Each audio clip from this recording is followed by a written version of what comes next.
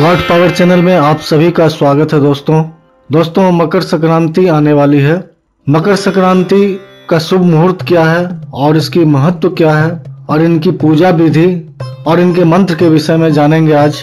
इसी विषय पर आज एक वीडियो देने जा रहे हैं जिसके तरीके को जानकर आप बहुत ही बढ़िया तरीके से मकर संक्रांति का मजा ले सकते हैं और मना सकते हैं।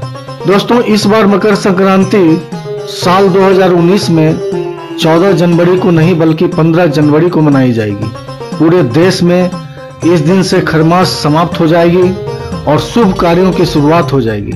खरमास में मांगलिक कार्यों की मनाही होती है, लेकिन मकर संक्रांति से शादी और पूजा पाठ जैसे कर्मों का शुभ मुहूर्त शुरू हो जाता है। मकर संक्रांति को दक्षिण भारत में पोंगल के नाम से जाना जाता है। गुजरात में मकर संक्रांति के दौरान खास पतंग का कंपटीशन होता है। वहीं हरियाणा और पंजाब में मकर संक्रांति को माघी के नाम से जाना जाता है। इसी वजह से इसे साल की सबसे बड़ी संक्रांति कहा गया है, क्योंकि यह पूरे भारत में धूमधाम से मनाई जाती है। बेशक अलग अलग नामों से मनाई जाती है, पर पूरे भारत में यह पर्व को मनाया जाता है। इसका शुभ मुहूर्त जानते हैं दोस्तों। पुण्य काल का मुहूर्त 7:14 से 12:36 तक है।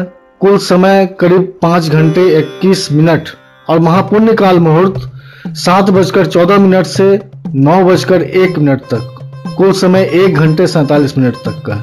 दोस्तों संक्रांति की पूजा विधि के विषय में जानते हैं। मकर संक्रांति के दिन पवित्र नदियों में स्नान किया जाता है। अगर नदी में स्नान करने की सुविधा ना हो तो आप अपने घर पे ही स्नान कर सकते हैं। चाहे तो उसमें आप गंगा जल मिला लें।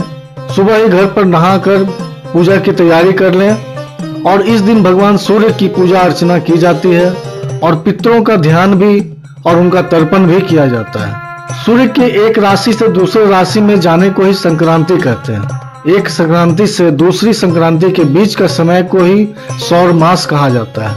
एक जगह से दूसरी जगह जाने या एक दूसरे का मिलान ही संक्रांति होती है। कुल 12 सूर्य संक्रांति है, लेकिन इनमें से मेष, कर्क, तुला और मकर संक्रांति प्रमुख है। दोस्तों संक्रांति की इंपॉर्टेंस क्या है चलिए जानते हैं। संक्रांति के दौरान सूर्य उत्तरायण होते हैं और यानी पृथ्वी की उत्तरी गोलार्ध सूर्य की ओर मुड़ जाता है। उत्तरायण देवताओं का अयन है। एक वर्ष 2 अयन के बराबर होता है और एक अयन देवता का एक दिन होता है। इसी वजह से मकर संक्रांति के दिन से ही शादियों और शुभ कार्यों का शुरुआत हो जाती है। संक्रांति पर गायत्री मंत्र के अलावा भगवान सूर्य की पूजा इन मंत्रों से भी पूजा कर सकते हैं आप। ओम सूर्याय नमः, ओम आदित्याय नमः या ओम ह्राम ह्रीम ह्रम सह सूर्याय नमः, ओम सावित्रे नमः, ओम वरुणाय नमः, ओम सप्तसत्ये नमः, ओम मार्तांडाय नमः, ओम विष्णवे नमः। इस तरह से भी आपको जो सुविधा लगे आप उस अनुसार पूजा कर सकते हैं। अयन क्या होता है इसके विषय में जान ले दोस्तों। अयन 2 तरह के होते हैं, उत्तरायण और दक्षिणायन। सूर्य के उत्तर दिशा के अयन गमन को उत्तरायण कहा जाता है। मान्यताओं को माने तो उत्तरायण में मृत्यु होने से मोक्ष प्राप्ति की संभावना रहती है।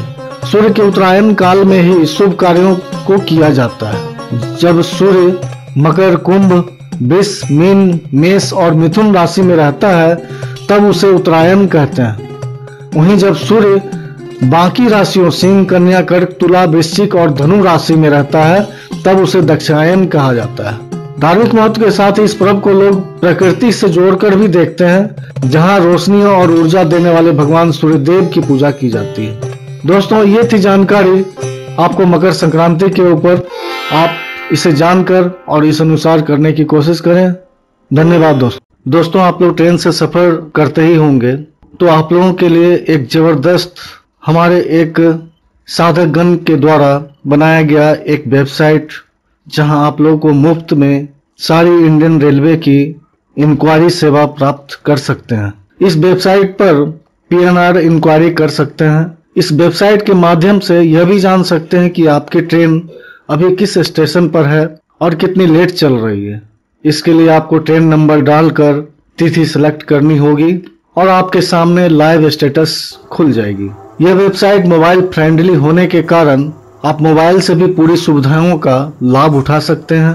इसमें आप अपना किसी भी ट्रेन का जनरल से लेकर एसी तक का तत्काल का भाड़ा एक साथ जान सकते हैं। आप इस वेबसाइट से ट्रेन रूट या शेड्यूल की भी जानकारी का लाभ उठा सकते हैं। इस वेबसाइट का लिंक डिस्क्रिप्शन में मौजूद है। जिन साधकगण को इनकी आवश्यकता हो वो इसका लाभ उठा सकते हैं और अपने दोस्तों तक भी शेयर कर सकते हैं।